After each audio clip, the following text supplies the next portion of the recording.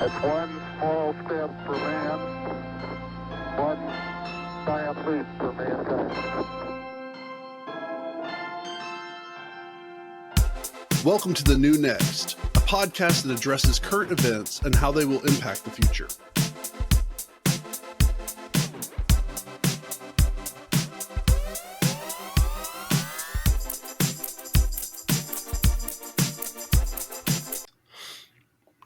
Pope Francis visited Russia, he did a video conference to Russian youths, and it's Pope Francis is interesting, I think, because he's becoming a little senile, but he seems to really be advocating who we thought he was originally, advocating for youth and peace and stuff like that. But he got in trouble because, especially by Ukraine, for praising Russia's imperial past. So let's see if there's an actual quote. He encouraged young Russians to be artisans of peace and sow reconciliation in this winter of war. But he also said, never forget your inheritance. You are the heirs of the great Russia of the saints, of the kings, of the great Russia, of Peter the Great, of Catherine II, the great imperial Russia, cultivated with so many culture and humanity. Never forget this inheritance. You are the heirs of the great Mother Russia. Go forward and thank you. Thank you for your way of being, Russian. And people, especially Ukrainians, got pissed because they expect, it's been being interpreted as it's supporting nationalism and imperialism, which they assume is the real cause of the war in Ukraine. And I have a entirely different view of this. So, but I was kind of curious before I project my view on this conversation, what you think about that. Read the quote again. Never forget your inheritance. You're heirs of the great Russia of the saints, of the kings, of the great Russia, of Peter the Great, of Catherine II, that great imperial Russia cultivated with so much culture and humanity. Never forget this inheritance. You are the heirs of the great Mother Russia. Go forward and thank you. Thank you for your way of being, Russian. I mean, it can be taken a couple ways. I would use Pope Francis's history as my guideline for how he's responded to things in the past. I believe he's been on record that he has said negative things towards Putin before. So, you're a little slow, but I would look at the history of Pope Francis, and I believe he is on record in the past of being very critical of Putin. So I don't think it sounds almost like, hey, I understand you're going to trying to think of how this is best worded.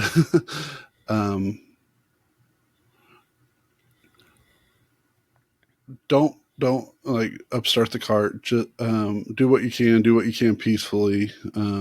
But Putin is not the way that Russia has been in the past. And remember some of these other people who, the people he specifically mentioned are people that are known in the Russian Orthodox communities of being great people of faith.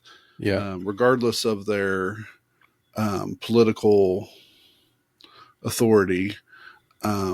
Like I know some people would say like Catherine in particular was a little bit totalitarian type mentality, but one of the things, I mean, the history of the Russian Orthodox Church up until the Bolshevik Revolution, the Russian people might have had issues with the daily political stuff, but the Christian kind of the religious side, they were very comfortable with. They were considered very strong in many ways, and so they found out when specifically Christian missionaries were going out to Russia during the times of Stalin and stuff.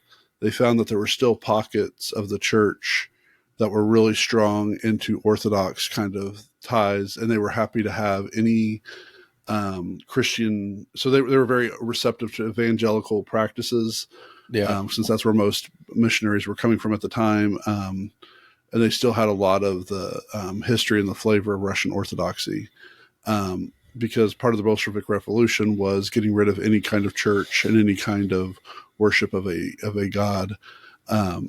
So I'm thinking the Pope is kind of saying on the lines of, hey, remember, you guys are a Christian people. Like, you have a heritage, and specifically the fact that he's pointing to these leaders before the Bolshevik Revolution is saying that, I mean, you have a long history before the previous 100 years, the previous 110 years, where what was most important was caring for your fellow Russian, caring for your fellow man, fellow woman. And yeah, sometimes there's strong leadership and stuff, but that's ultimately who you are. The stuff that's happened over the past 100 years is just a blip in your history. So comply, but comply in, I'd say malicious, but in peaceful maliciousness. Don't let what Putin and his cronies are pushing as what is true Russian, when it's only it's just over 100 years old for what that kind of Russian thinking. That's how I would take that statement, and how I am taking that statement without any other context. Yeah. I think his main mistake was saying that great imperial, that word imperial, because I'm with you, and I think the biggest concern that we have as Western democracies right now is that Russians forget their past before the communist era. Mm-hmm. And you have Putin, who I believe has publicly stated he wants to bring back that bloc. That's kind of his goal, in more of a white ethno-Christian sort of thing. He's freaking popular now, and you have a really strong youth movement, youth military movement in Russia that, hey, it reminds me of the Nazi youth, basically. So I've really felt in recent years that Russia, we really blew an opportunity to bring them into the fold more. And I think we really messed up strategically on this whole Ukrainian war stuff. It's not, I think we took the wrong approach, basically. And now you've lobbied all these, or basically got all these people to align behind someone that I think really does reflect a lot of very difficult things that we don't want to see in terms of a leader in Russia. If people, if people like really reach back in their history, and not just the sanitized history, but the real history that Pope Francis would have access to, because the Vatican has the greatest archives in the world.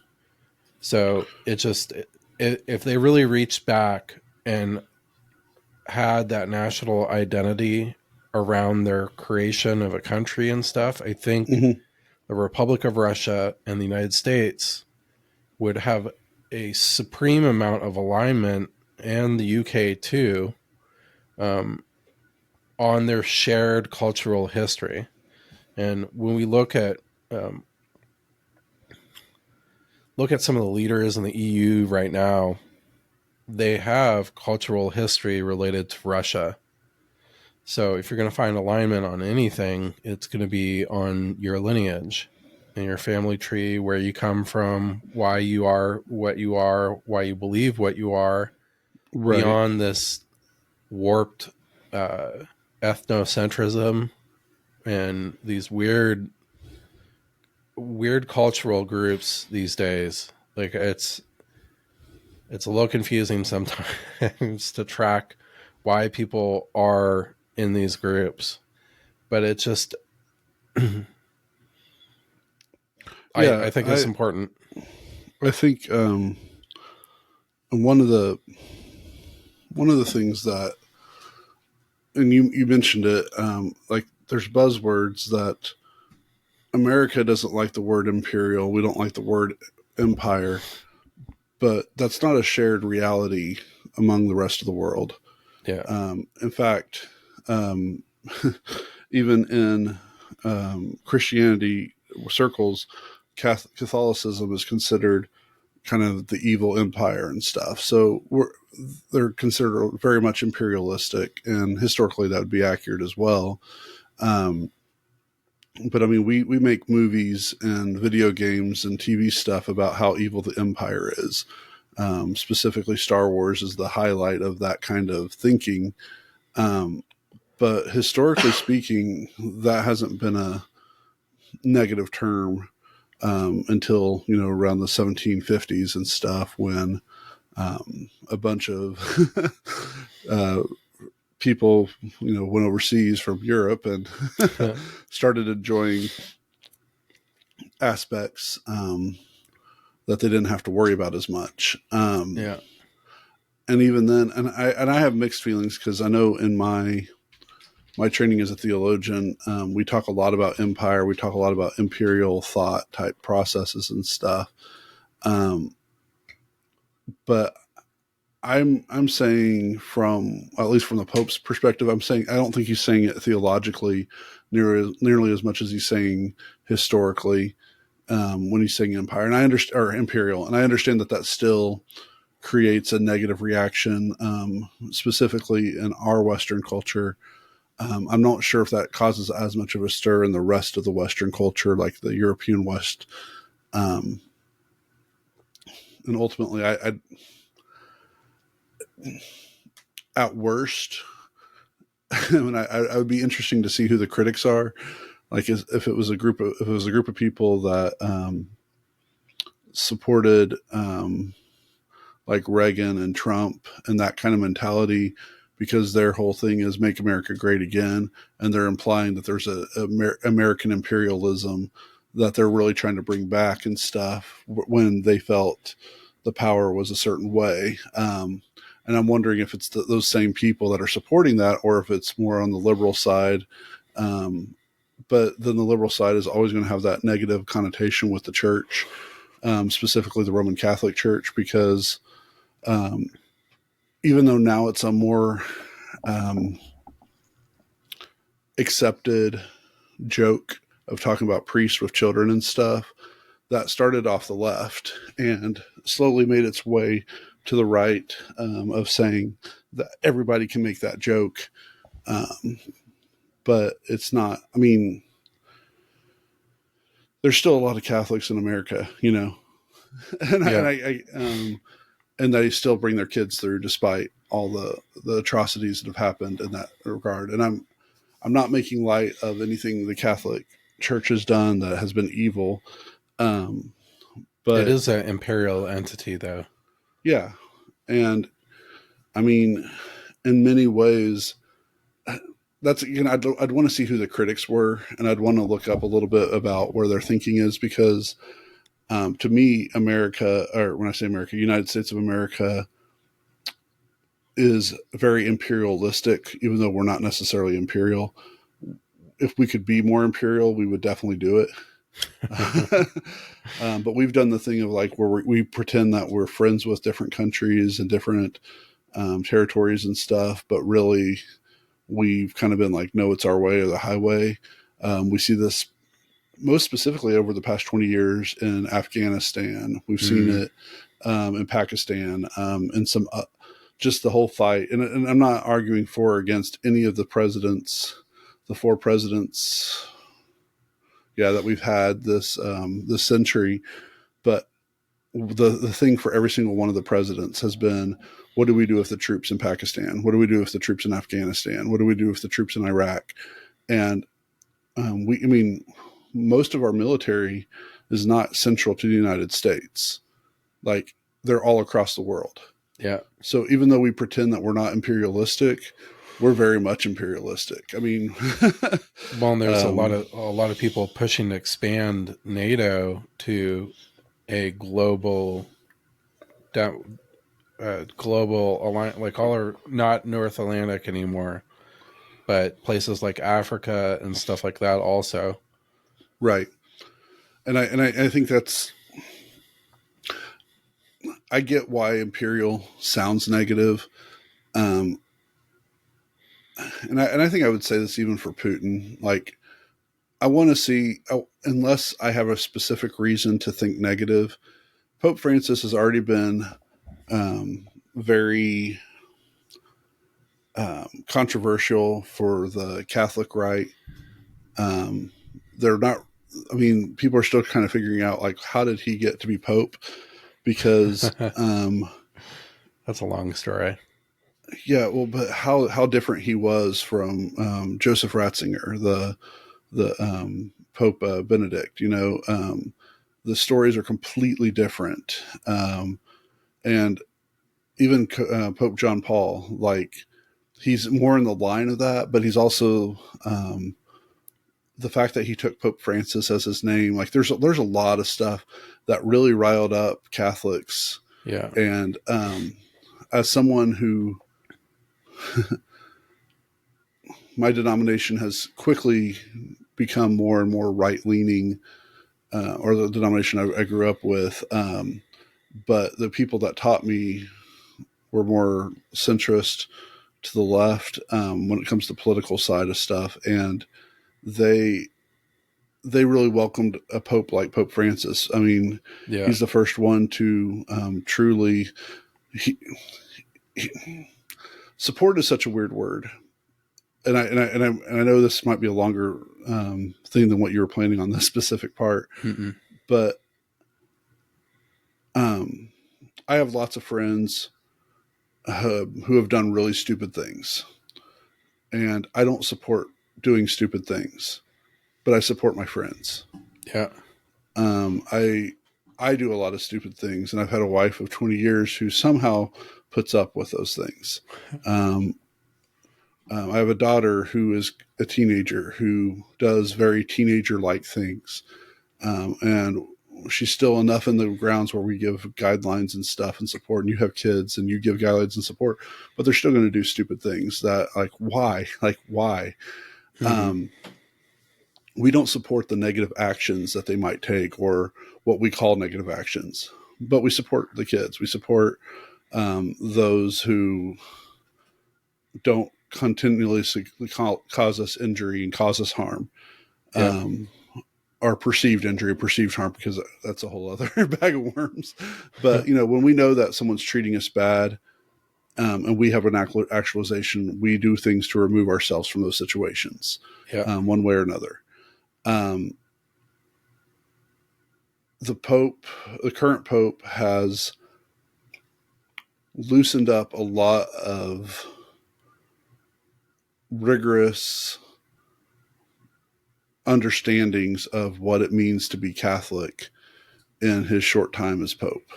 Yeah. And he's said he's not necessarily LGBTQIA affirming, but he's like, we need to love them as humans first, and then we can worry about the things that are sinful. Which seems like a totally moderate, if not extreme, for some people. Like, yeah, but he's also still 100% that um, priests and stuff shouldn't be allowed to get married. Yeah. And and from my understanding is, even though for the common person it's fine to be gay or whatever, for a priest it's not. And Yeah. I might be wrong on that one. I haven't kept up as much on that. He also is the first pope in a long time, and we're talking about 60, 70 years, who has literally gone out of his little pope mobile and touched people with sicknesses and stuff. Yeah. And that might not, again, I don't know if the average listener, like what that means to them, but That's a big deal. Pope is like a king. It's like someone who is automatically quarantined from regular life because they are so important. They can't afford to be sick. They can't afford to have things, but to go and spend time with people who have AIDS, to go and spend like quality time, like hugging and loving them and touching people with different skin diseases and stuff. Yeah. That in my world, the world I grew up in, there's a lot of reminiscences of, like, this is the kind of person that I believe Jesus was, that he went to those who were ailing and brought them comfort. Yeah. Now, do I agree with the Pope on everything? Absolutely not. Theologically, politically, not everything. So I want to give a little bit of grace to this Pope specifically for the way that he has conducted himself, and literally from right out of the gates, by giving himself the name Francis, which says, the history of St. Francis of Assisi is that I give up everything I have of riches to be with those who experience God the least. Yeah. And I believe, for the most part, as much as can be done without like a complete reversal of the whole system, I believe that Pope Francis has demonstrated many times consistently that he is truly trying to look out for the people at large as a whole. And I'm not, again, I don't agree with everything he said or done, but overall, I think that he really is struggling and trying to lead the Roman Catholic Church in a way that is befitting of how he believes God wants them to be.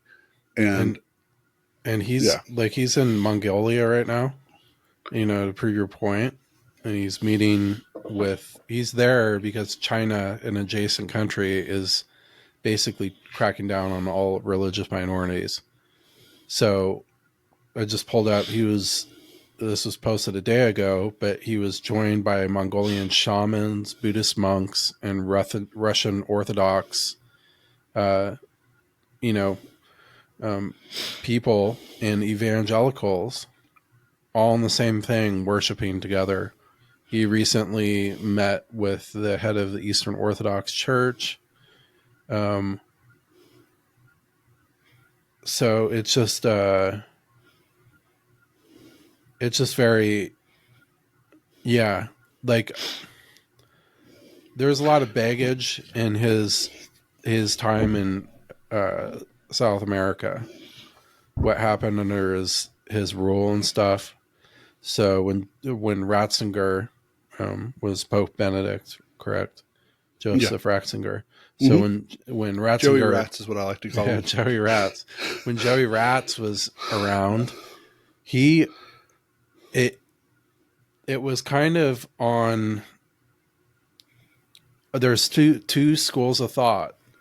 Was one that he was really going after the child abuse stuff, and that's why he kind of got stifled. And another that he was there just kind of as a pass through. But I don't know, like, seeing Pope Francis in his new Pope mobile, which is a wheelchair, but without any protection, mixing with people that have no clue who he is, in the country Mongolia, which I believe has the smallest Catholic population in the world. It's very hopeful. And that's what, like, we'll have to have a talk on the image of Jesus and the ideology of Jesus, like who that means to you someday and stuff. But, like for me, if I'm going to take Jesus as a metaphor of how we should act on a day-to-day life, it's selfless service and loving everybody, despite who they are, outside of this me versus you, and also the authenticity to allow people to have their own faith and belief. And I mean, Pope Francis is really, he's, metaphorically killing it right now. Like, I think Yeah. as he's got more, as he's got sicker in his body, his heart seems to be radiating more than I've ever seen. And I just Yeah. really, I'm hopeful for it. He comes from a specific tradition from South America of a lot of priests who, I believe this is Colombia, but I'd have to go back and look to make sure. Was it Argentina? Oh, no. I mean, the country of this other priest. Yeah. I believe it's Colombia, but Romero. Yeah. And there's in fact, Raul Julia, before he did, I think it was before he did Addams Family, might have been after, but he actually played in a movie called Romero. And the closest saint that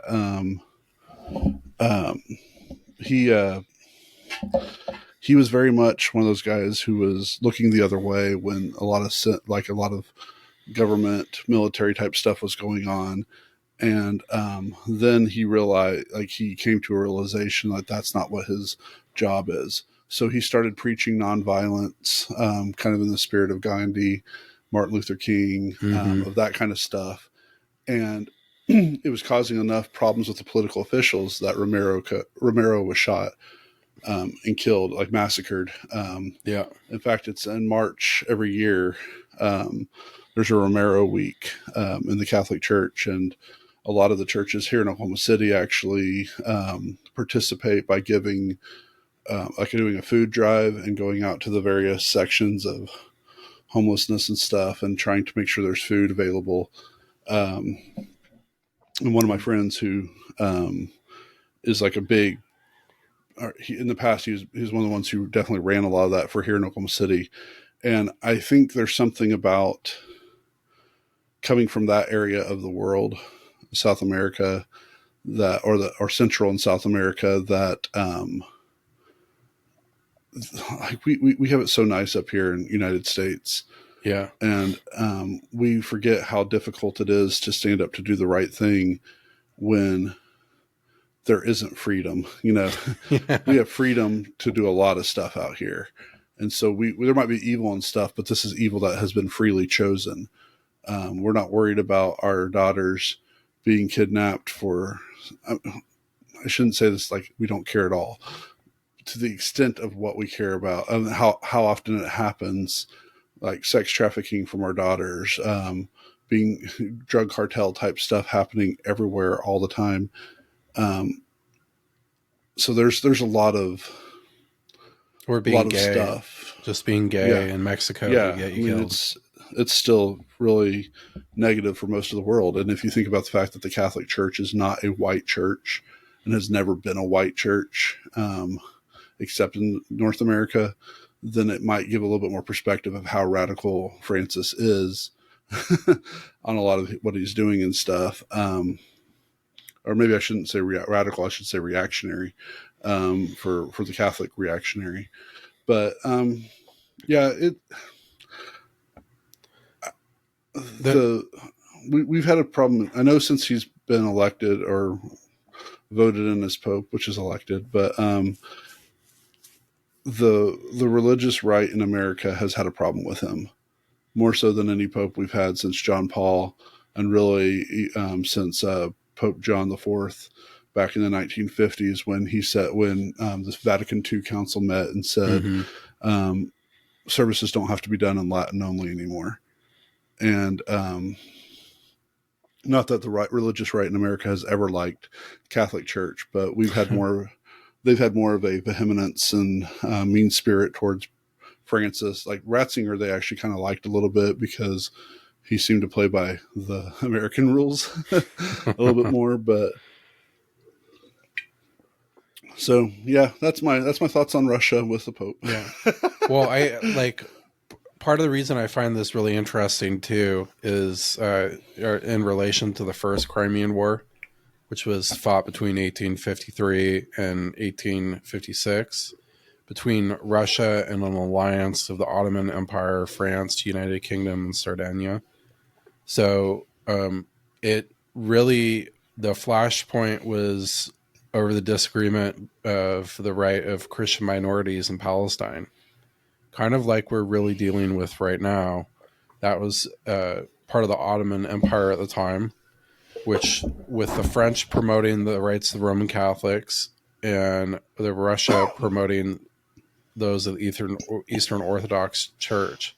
Mm-hmm. So both the Roman Catholics and the Eastern Orthodox Church got together Excuse me. and worked out their differences with the Ottomans, came to an agreement, but the French Emperor Napoleon III and Tsar Nicholas I refused to abide by that and went to war.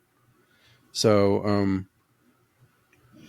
it was, Russia went out, they expanded, they basically it was in Crimea, the North Caucasus, Balkans, Black Sea, Baltic Sea, White Sea, Far East. But what they really lost was that Danube River Delta that basically flows through Romania. It's a huge shipping lane and stuff too. And Dnipro River going through Ukraine, very similar thing. So you really have it all flows in the same sea, right? It was just, so it's pretty much the same playing field, similar countries, and really you have the Eastern Orthodox, the head of the Eastern Orthodox Church, which hasn't been Putin's favorite person because he's been calling for an end of the killing. Pope Francis appears to be pro-Ukraine, but anti-war. And it's just, it's a total frickin' repeat of history, I think Francis specifically is, he advocates for nonviolence. That's a consistent trait for him. And he is very much anti-Putin. I don't know if that's so much that he's pro-Ukraine as he is anti-Putin. But one of the best ways to speak out against Putin without seeming like you're speaking out against Putin is to be pro-Ukraine. So, yeah, I mean, and the fact that the stuff that you're pointing out is also stuff that I'm guessing most people don't think about. Is we're talking about stuff way before the Bolshevik Revolution and stuff with Lenin coming into power, and that's. I mean, Russia was not a nice place, I mean, it's never been really a nice place. It's so big. It's so different. It's so huge. St. Petersburg and Moscow are very different than a lot of the regions. And it's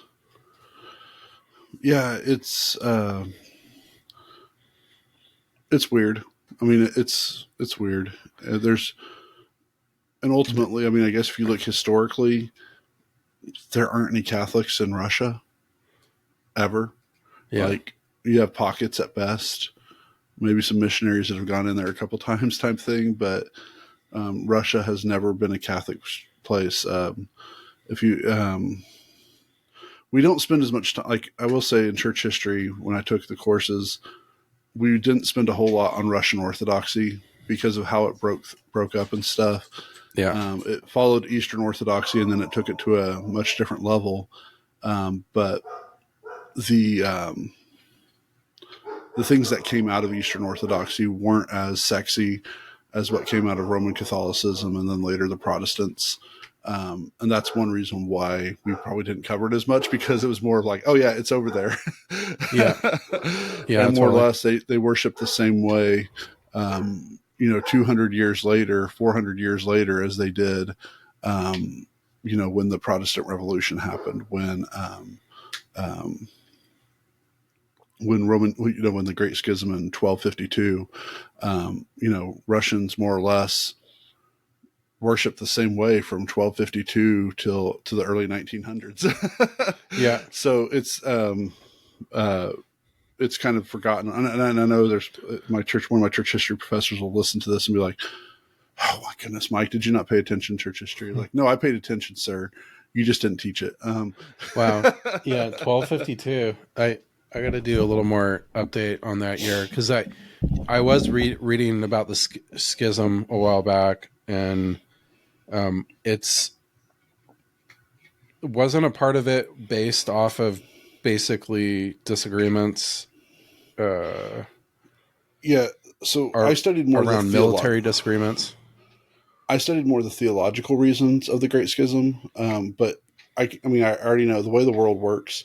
We rarely break up because of a thought. It's always actions. Yeah. I'm going to come back to this. I'm pulling this around to show just kind of an example. So Martin Luther, everybody knows about the Protestant Reformation and the 95 Theses. But what a lot of people forget is he had published, and I want to say it was just a month or two before the 95 Theses, but it might have been as much as a year. But he did the exact same thing with 90 Theses. And the 90 Theses were theological theses. They were like, this is what we believe that is not consistent with the Bible. And they were strong, like disagreements, and no one cared. So what the 95 Theses, and even though this is funny because most people think the 95 Theses are theological, they're 100% practical things that were happening in the Catholic Church at the time. And so he criticized the practices as opposed to the theories and the theology behind the practices. And that's what pissed off the Catholic Church. And that's what put a mark on his head, and what's even crazier, and they show this in the movie Luther, and most people thought maybe that it was kind of theatrics, but they did strongly consider him to be the Pope, to replace the Pope that died when they were chasing him. And they're like, then they found out he was married, and they're like, nope. So I completely agree that 1252, the Great Schism, was probably because of something like military, but the official reason was the fact that the Catholics wanted to really push Latin as being the major language as opposed to using the actual Greek and Hebrew and stuff. Yeah, because the Vulgate had become one of the major ways to understand Scripture. It's interesting that you brought up Martin Luther too, because one of the things I don't think is really talked about these days, obviously we like to hold religious figures in great esteem, is the fact how militant Luther was about it. Him and his followers were killing people and all this stuff, No, Luther's followers weren't killing people as much as there's like 6 revolutions that all happened like back to back, and Luther was in talks with it's not Calvin, Zwingli, who was very close to the Calvinistic revolution, and Calvin was not necessarily for violence, but he wasn't against it. But Zwingli was like, kill anybody that thinks differently than us. Luther was never about killing specifically. And Luther, like the only reason why Luther is around, like why we have Lutheranism now, is because he had a prince that was willing to patronize him and protect him. Not Calvin, but the Calvinist and the Zwinglians, they were willing to fight fire with fire. So if the Roman Catholics were going to kill them, they're going to kill them right back. All in the name of how to worship a God of peace and love. Yeah. I know. It's so funny. And then specifically, Calvin's followers became a lot more militaristic because Calvin was more interested in writing up doctrine than he was in taking actual action. So Philip Melanchthon, who they say like my first church history professor always said like Saint Augustine was to the Apostle Paul, or Philip Melanchthon was to John Calvin what Saint Augustine was to the Apostle Paul, meaning that we pretty much understand everything about Paul from Saint Augustine, and we've taken years to like have to go like, oh, maybe he was wrong about some stuff. Yeah. And so a lot of the stuff we understand about Calvin is because of Philip Melanchthon, and then it's like, oh, wait, that wasn't Calvin, that was actually Melanchthon, because Melanchthon wanted Calvin to be the next king. And so, and you can only be, I mean, let's be fair, there's only two ways to become king in any society, either through bloodline or through killing of blood, shedding of blood. Yeah. And that's, like we'll talk about my lineage sometime, but some of those people they were the ones that were involved in moving, basically the head of the Pope to France. Oh yeah. That stuff is. So I mean, we had two or three. I know we definitely had two popes at one time, and there were competing popes. I think we might have had third one, but that one got killed off really quickly. I think there might have been a time that we had like 7 popes, but there was like 2 that were legit, and then I mean, I probably should have said that there's like 2 or 3 popes that were legit, like people were considering them legitimate, and it was like between those 3 there was definitely it was the same time as the 7 popes. So did you say Malakoff earlier? I didn't. Oh, okay, never mind. I must have thought it. I just wanted to run through this Crimean War real quick because like I pulled up the Wikipedia on it, and the parallels are amazing.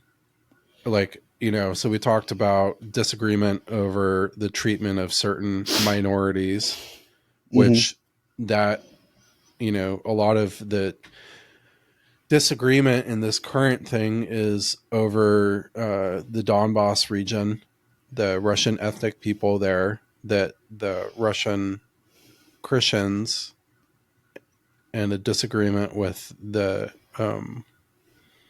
non-Russian Christians, more Ukrainian side. And the fact that both East and West came together religiously, but the leaders of the countries weren't down with that. Let's see.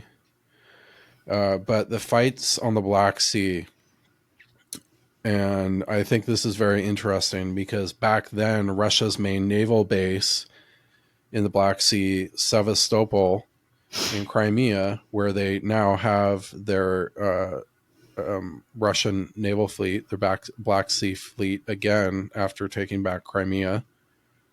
They had so it's kind of like almost an inverse of back then. So, back then it was over Russian expansionism. Now it's over NATO expansionism and Russian aggression, right? Right. And you had naval blockade on Sevastopol and that area. And now you have basically Russia having a naval blockade on, the shipping lanes. So it's basically kind of an inverse of that. And then it was a pivot point too, where you had the first really technological expansion, where it was kind of a step change in war, new technologies, naval shells. So like a true naval war, no cannons and stuff like that anymore. Railroads, I think I said. But it was a different thing. And now you see us coming in where It's we're using World War One or World War II guns at times. Some of the guns that they've been using are crazy. They're like almost 100 years old, Yeah. and they're putting it out in the field. But then you have this new war with drones that's accelerating big time, and that's a huge technological thing. So, like the other day, I was reading an interview, and it was basically up until this war, I never had to look up because, you know, if you have big shells or airplane coming in, you're going to hear that. But you always have to look up now because you're not necessarily fighting people face to face. You got to look out for these small drones that are dropping basically explosives. And that's something that Al Qaeda really was the first one to really bring in back in like 2015, 2016, Right. rigging, you know, explosive like grenades and stuff like that they could just Mm-hmm. drop. So it's just it's very, yeah, very similar.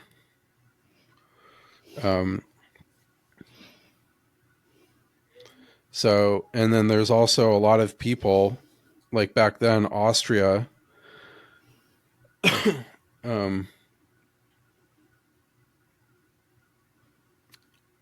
Austria was worried about getting invaded by Russia, and was Austria, the Habsburgs.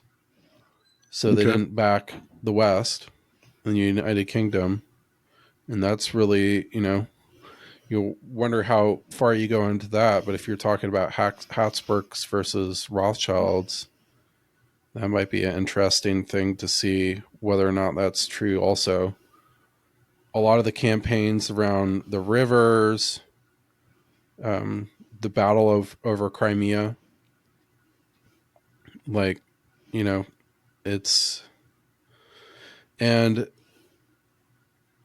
winter.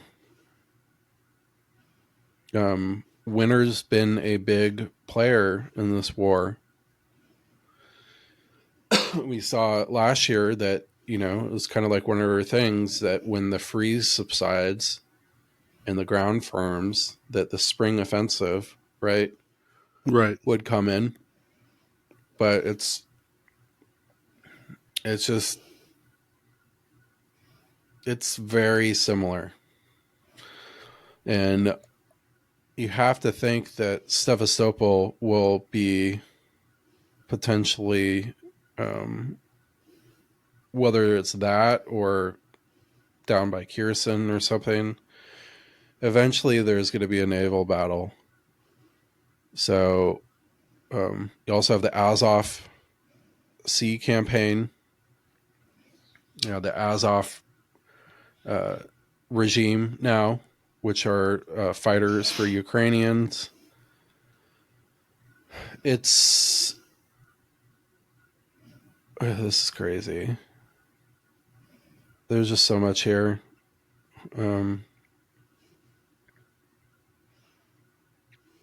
But even, you know, casualties.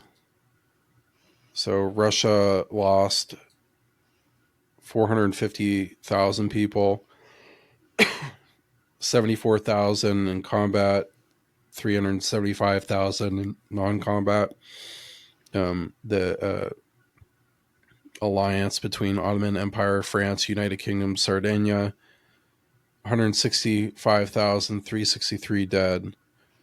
So I'd say that you approximately flip that around. You run this war back to 2014, where it's really been going on since they had what was that peace agreement that nobody followed? The ceasefire agreement. I don't remember. But yeah, you have, I mean, Ukraine's surely had 400 plus thousand people die.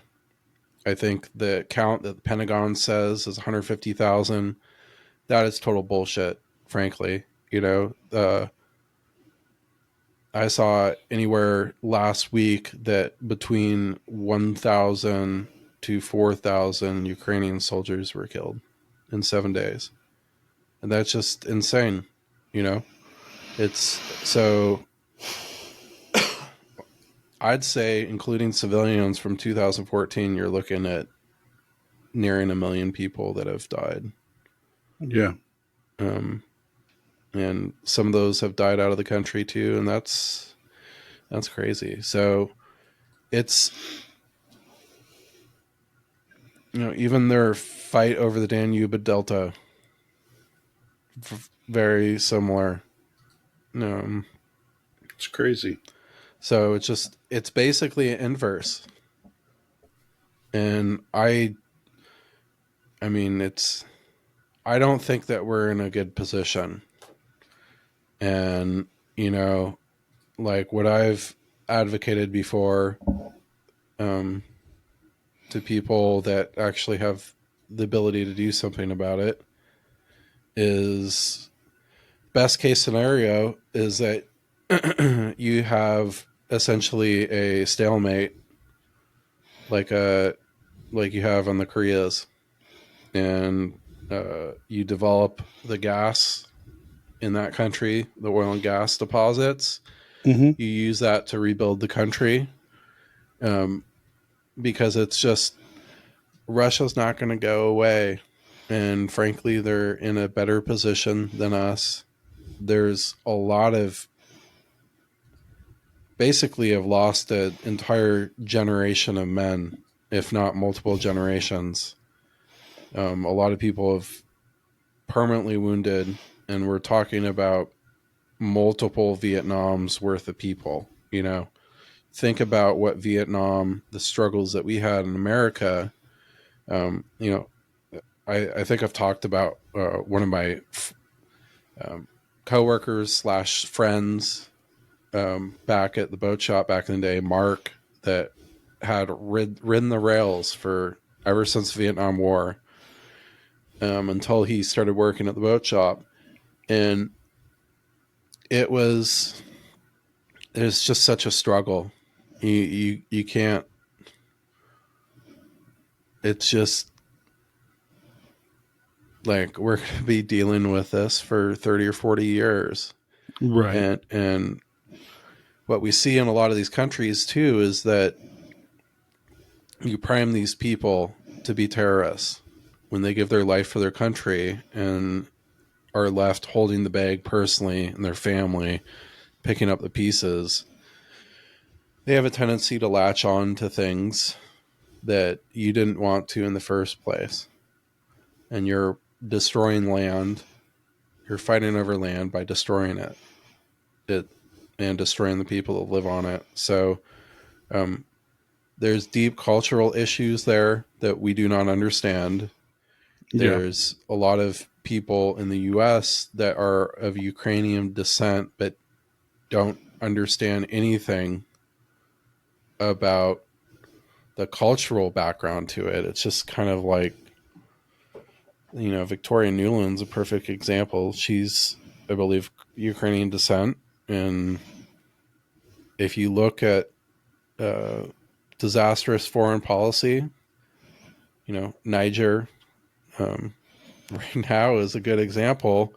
The Sahel region, that whole place, she's architected the policy down there, and it's all blown up in our face.